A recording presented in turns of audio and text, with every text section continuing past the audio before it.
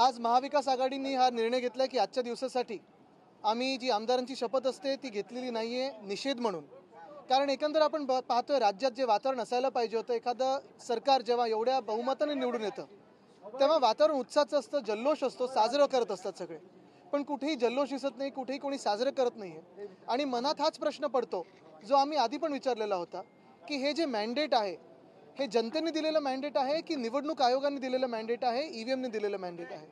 मध्यंतरीच्या काळात आपण पाहिलं असेल, काँग्रेस असेल किंवा आम्ही सगळेच असू, आम्ही वेगळ्या वेगळ्या माध्यमातून निवडणूक आयोगाकडे आमचे प्रश्न उपस्थित केलेले आहेत. जे जनतेच्या मनातले प्रश्न आहेत ते देखील उपस्थित केलेले आहेत. आणि आम्ही राजकीय पक्ष म्हणून जेव्हा असे प्रश्न उपस्थित करतो, तसंच मार्कडवाडी नावाचं जे गाव आहे तिथे देखील स्थानिक जनतेने मॉक पोल मागितला होता.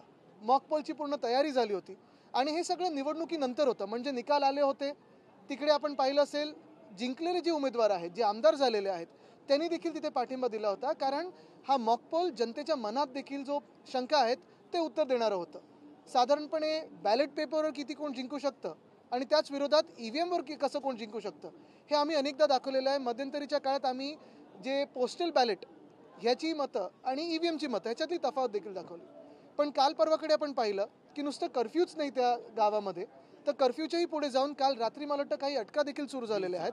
20 जणांना अटका झालेल्या आहेत.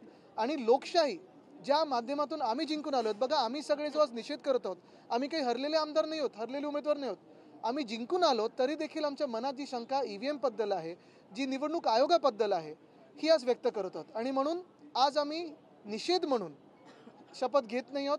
जनतेचा मान राखून, जनतेच्या मनात जे शंका आहेत त्याचा मान राखून आम्ही आज शपथ घेत नाही आहोत. महत्त्वाची गोष्ट हीच ठरेल की लोकशाहीचा जो लॉंग मार्च आहे, लोकशाहीचा जो आपण पाहत असाल एक मोर्चा आम्ही हाती घेणार आहोत, इथपासून सुरुवात होते. कारण लोकशाही चिरडण्याचं काम आधी देखील होत होतं. आपण पाहिलं असेल 2014 पासून हळूहळू जे चाललेलं आहे, इन्स्टिट्यूशन्स मारण्याचं काम चालू आहे. लोकसभेत जनतेने निकाल दिला, पण तोच निकाल चिरडण्याचं काम ह्या सरकारने करायचा प्रयत्न केलेला आहे. त्याच्या विरोधात आम्ही असे पाऊल उचललेलं आहे.